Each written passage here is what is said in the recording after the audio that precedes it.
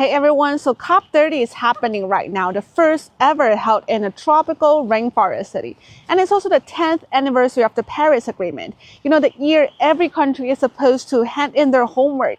And well, let's just say not everyone showed up to class this time, but maybe that's fine because some stories are better told far from the big stages, like here.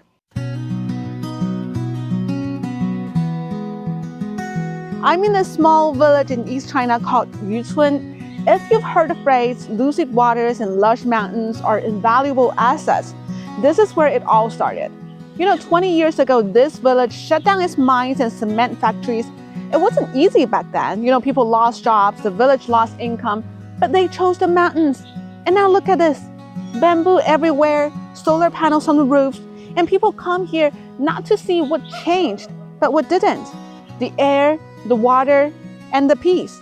We're actually getting to see the actions of COP30 actually play out in real life, where young people are involved in actually building a community that's sustainable, that's based around ecology, based around good climate practices, and this is something that you don't see in the rest of the world. Well, the COP30 for a start, you know, we've seen promises being watered down, and we see a lot of regression, especially on the EU part. The US is kind of stepping back from all these multilateral forums, and this is really troubling because the US obviously is one of the biggest emitters on Earth.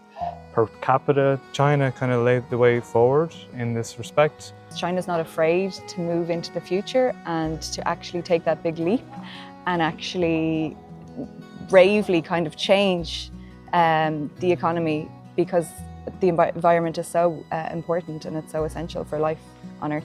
And it's not just carbon neutral, it's emotionally neutral, peaceful, grounded, and sustainable.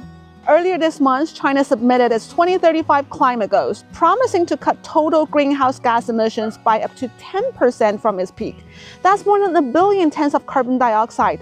Big number, right? But here it feels small, like it's just part of everyday life. Because no one here is talking about climate action, they're just living it. Growing greener tea, installing solar, breathing the results. So no, I'm not at COP30. I'm in a place that kind of is what COP30 is supposed to be about. Quiet, grounded, and real. And honestly, it feels like the world could use a little more of this.